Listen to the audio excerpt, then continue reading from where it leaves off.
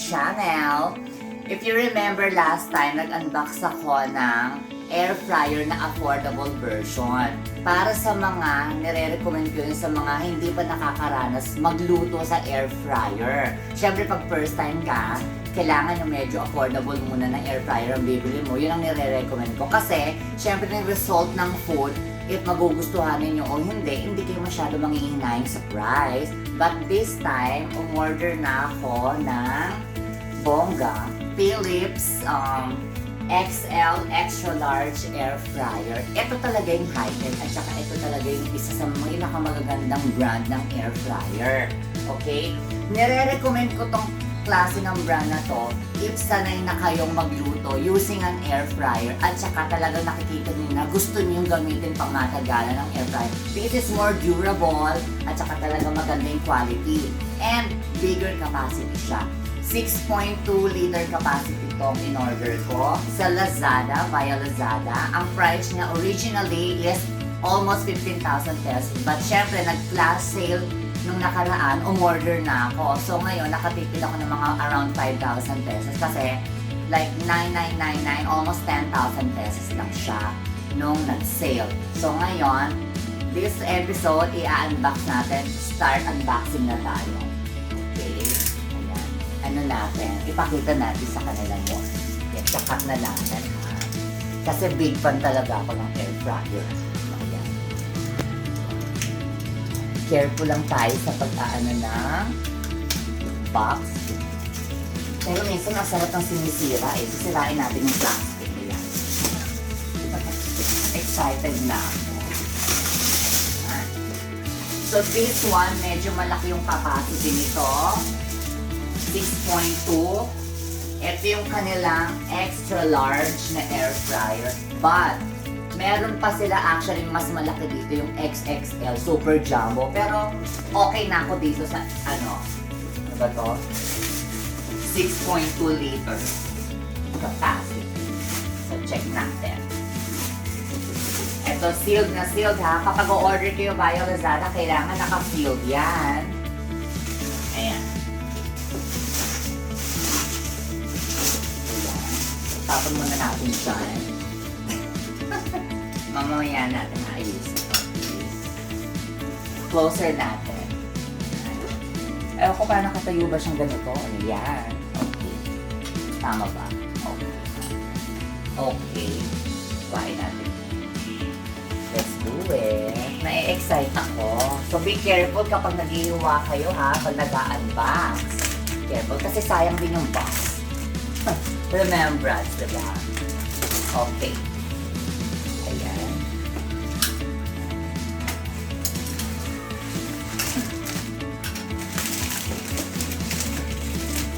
Mas malaki siya. Okay. Okay.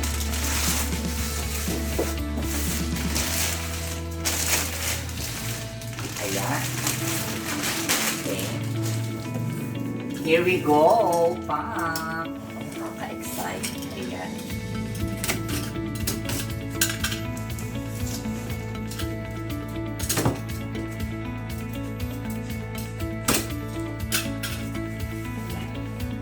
So, pag open, pakita natin to. Ayan. Ganyan ang bubungad sa inyo. Andito yung mga instruction and then manual. And Lazada, sinabi ng Lazada, may 2-year warranty ito ha. Ang air fryer na to. So, andito nakalagay ang manual, ang leaflet, and stuff. Instruction. Okay. Tanggalin na natin.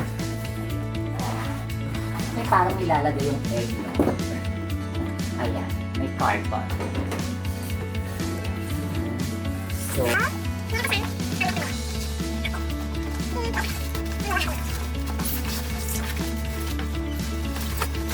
pack siya talaga. Talagang maayos yung pagkakabalot.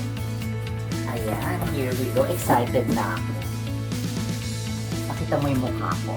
Ay, makita masaya ako. Ayan. Okay. Nakaka-excite siya. And it's beautiful. Medyo mabigat siya. Ayan siya. Okay, wait lang. So, wala nang natira sa box. that's it. Tanan!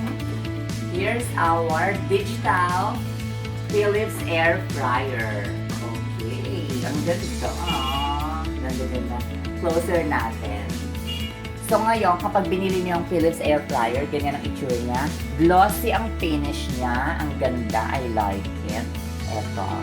Paano ba to? Kasi may pipindutin pa yan. Okay. Hindi ko ma-open.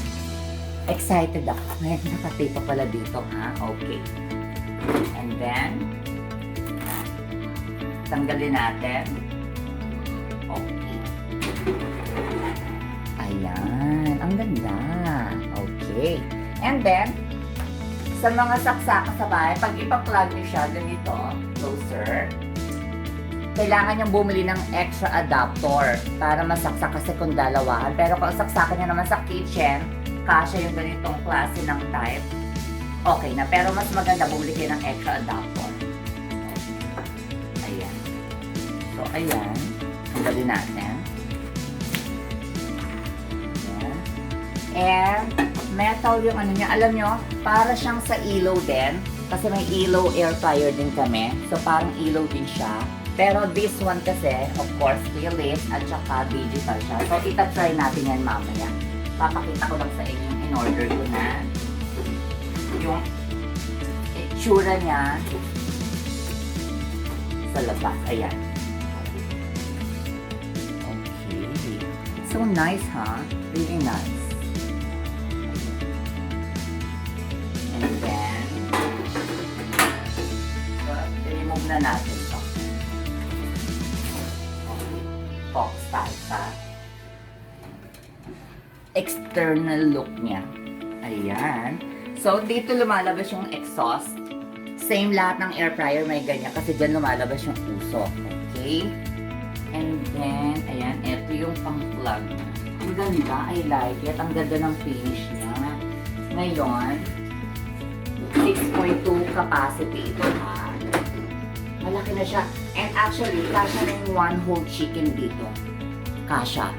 Maganda. Ang ganda ng finish. I like it. Ang bango. Amoy branding.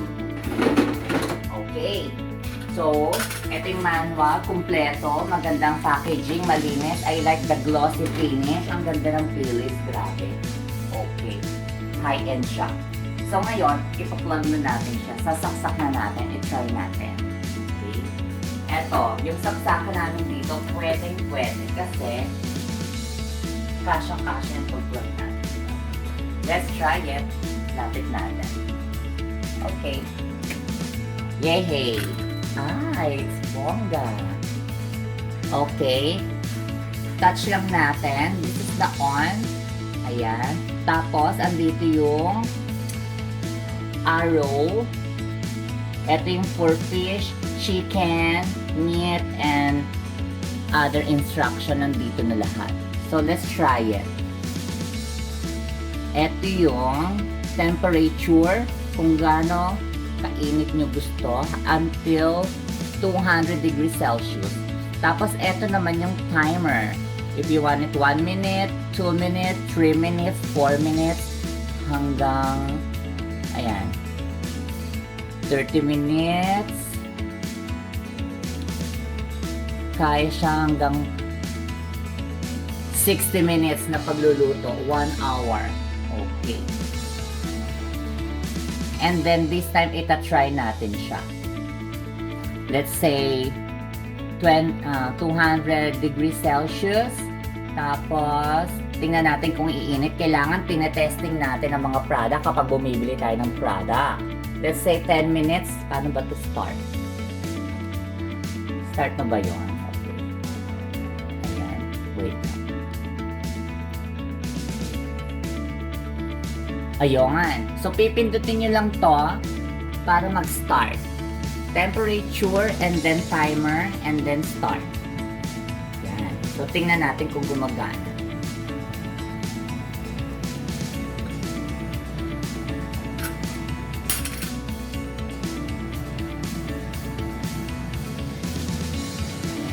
Yan, it's working na. Mamaya check natin kung umiinit.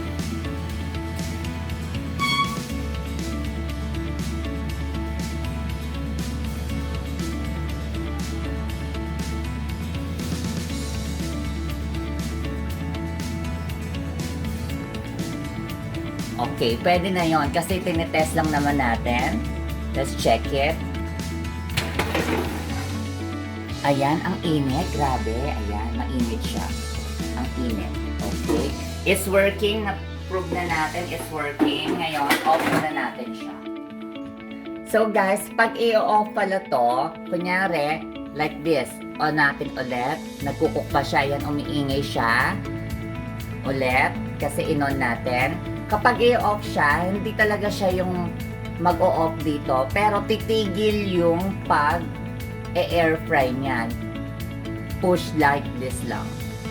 Ayan. So, okay na yon. Mag-i-stop na siya. Maririnig nyo na nag-stop yung pag-air fry niya. And then, anytime, pwede rin kahit sa ibang air fryer, i-check nyo siya. Anytime. Kunyari, gusto nyo i-check yung niluluto nyo, okay na yun. Ganyan. So, let's compare it dito sa air fryer namin isa. Itong Elo. Ayan. Parehas tong 6.2 liter. Ito yung Elo namin. At saka ito naman yung Philips. Ang ganda, no? Ayan. Parehas lang yung capacity niyan. Ito, sorry, hindi naugasan ko. Ayan. Parehas lang yung capacity niyan. Mas matangkad lang to ng konti yung sa Elo. But I like this one. So yun, unbox na natin ang aking bagong air fryer. I'm very happy. Ang ganda. Feeling ko marami akong maluluto sa air fryer na to. Ngayon, itatry ko na siyang gamitin. Sana nagustuhan ninyo yung unboxing episode ko. Unboxing Philips air fryer. 6.2 liters capacity. So, ulit, binili ko to sa Lazada. And make sure kapag bibili kayo, naka-seal dapat ang box. Thank you again for watching, and please subscribe to my channel and please click the bell, and please feel free to comment. Goodbye!